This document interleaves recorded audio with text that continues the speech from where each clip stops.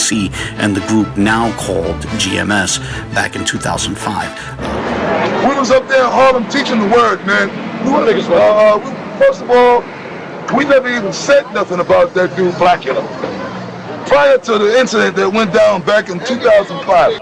Fourth, a subsequent interaction with a member of the ICGJC was taken by Proto-GMS as an opportunity to express their anger, and things quickly got ugly. They may have even got physical with the man. That ICGJC member happened to be a biological brother of THAWADAH. Fifth, THAWADAH's brother tells THAWADAH that Proto-GMS tried to get rough with him, and just as the school would send out groups of men to confront those who messed with members back when RAWCHAA and TAHAR were part of the school, so too on this occasion, the school sent out a group of men to confront Proto-GMS. However, instead of it merely resulting in a warning being given, in this case, an actual fight broke out. By the way, neither TAHAR nor RAWCHAA were present during the actual fight. To begin, back on April 10th, Tahar, the leader of GMS, was discussing the passing of THAWADAH, and he made a passing reference to the ICGJC quote-unquote jumping members of GMS. While at camp, the GMS elder Manatazak also made a passing reference to GMS getting quote-unquote jumped by members of the ICGJC. It came to the point where they even jumped us. All right, in the spirit world or not, they jumped us over what? Over the word, man. All right, over because we was sitting there teaching the scriptures, man. Put out what's popularly known as a diss track. It was titled "Straight Outta Hell" by Saint Basil, who's currently an apostle in the ICGJC. And in that rap video, the Saint Basil addressed a number of different rival groups, such as GMS. To my knowledge, the most detailed description of the encounter on video came from RAWCHAA of GMS back in 2008. So I'm going to play a couple minutes from that, though up front I should say that one should keep in mind that this is from GMS's perspective. Now to us and elder, now that nigga, when they jumped on the camp and did what they did, that dude, the discomforter, was standing there talking a lot of crap. Joe Tahar, he's nuts. Joe Tahar, we coming to get him. That was going off. The scripture said rebuke not an elder, man. Now Tahar is an elder to that, so he was going off. And I'm going to say across the street, recording the whole thing. One member of the ICGJC did bring a video camera, and he did attempt to record the encounter, but according to the person I spoke with, the battery was not charged for that video camera, and thus little to no actual footage was captured. Anyway, with that, back to GMS's description of the encounter. But that's not what it was supposed to be about. That's not what we're about, and that's not what it's supposed to be about.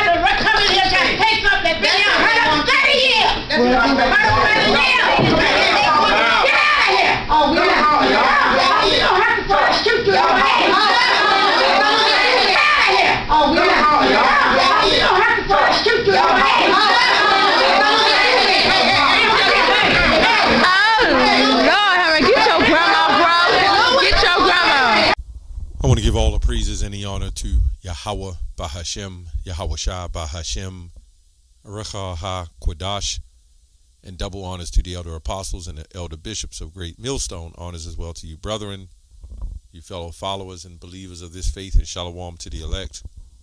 So anyway, okay, I want to do a short video on this particular topic. Basically, well, I'm just going to basically, what I want to talk about is how a lot of dropouts, or a lot of men that has left, has become agents and spies. I mean, for these, I mean, the information is out there, but for them to go to channels and pull up clips and put things together means that all they're doing is focusing on one particular, situation. When we clearly see Christianity, they got fights and things going on in there. But this is a move to deter or sway other people from not coming and joining these particular groups, right? What Christians don't understand is Proverbs 20:24 is man's goings of the Lord's. You're not going to stop the elect, but this is the fleshly mindset of them. Now, as far as comfy, ICCG, say JC or whatever, I used to be in that group for a short time, so I know how it operates until I came to Great Millstone. But even when we leave camp, we'll go by that IC, the comfies camp. We don't see them no more, right? We even had it out with them before. We didn't get to fighting, but he had a bunch of so-called bodyguards, right? Not the bodyguards of the school. He hired personal bodyguards. So the difference between what happened with the IUIC and ISBK and what happened with Great Millstone and the Comforter School, a lot of it was about doctrine. You heard the Bishop Manatazat speaks of, we were just teaching the word. And that's all we do. I'm in this, I'm here in this group as well, and this is what we teach. We go out, we keep it simple, and we teach the word.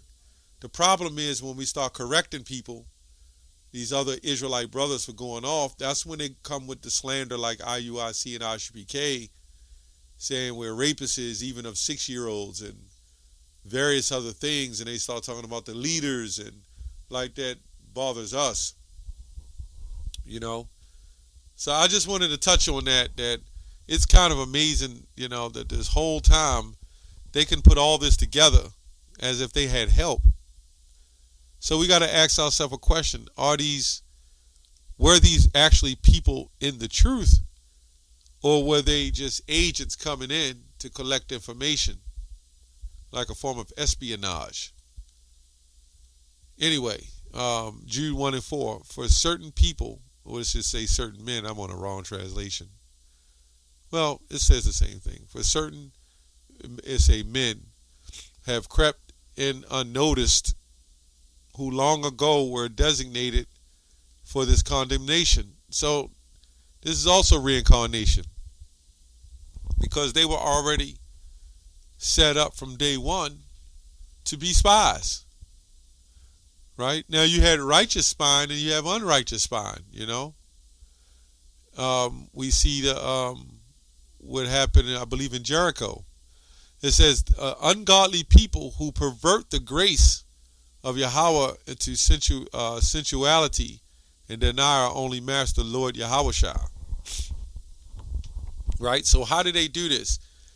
We've seen guys come in, I've even witnessed guys come in, and they start slowly changing doctrine, or trying to change doctrine, or try to make doctrine fit their narrative, or to bring confusion.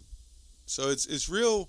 If you really want to do it, see, this isn't about us having an upper hand on them, which through the Spirit the Lord is going to do that. What they're concerned about is the growing or the connecting of Israelites waking up. That's what they're concerned about more than anything, which will ultimately give us the upper hand. But the upper hand is not going to come except the hand of the Lord. That's the upper hand, the right hand energy that's going to come and deliver us, YAHAWASHI. So that's where the problem is. They know we're not doing anything wrong. They know we're not physically doing anything wrong.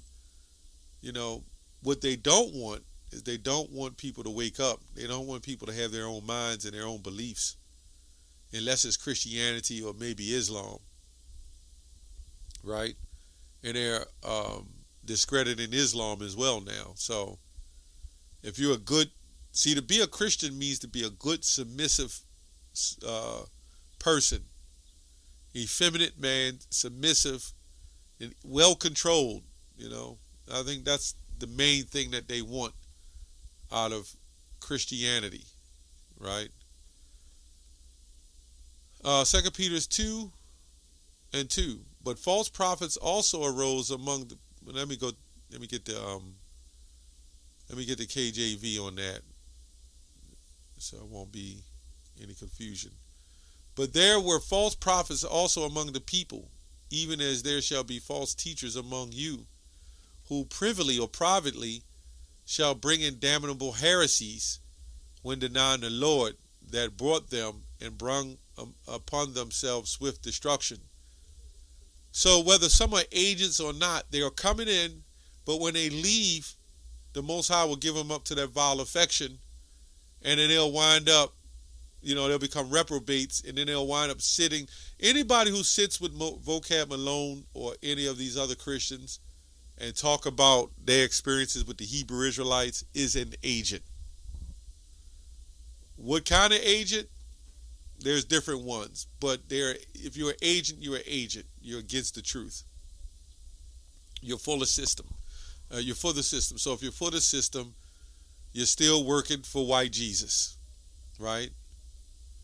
You're still working for white Jesus. And many shall follow their pernicious ways, okay, by reason of whom the way of truth shall be evil spoken of. Okay, so let me look at the word pernicious. See what that says. Got to be like, their own vain ways. Okay, so it says, many shall follow their pernicious ways. Let's see what it says here.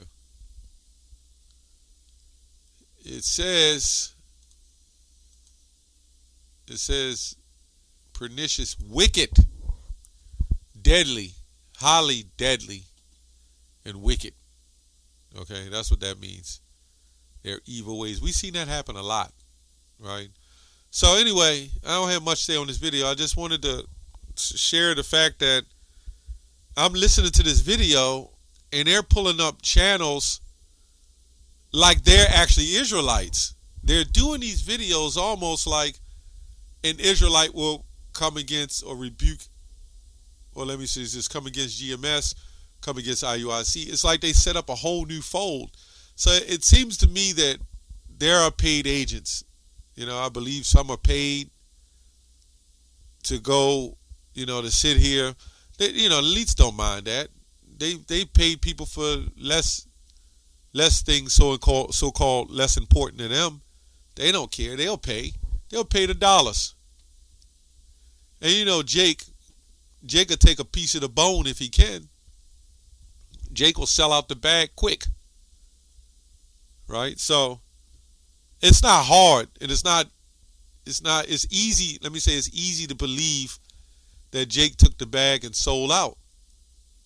Or that a lot of these men that came in were already agents.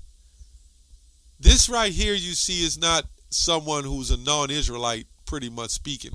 This more likely is somebody of Israelite nature, so to speak, who kind of brought it together or may have taught them.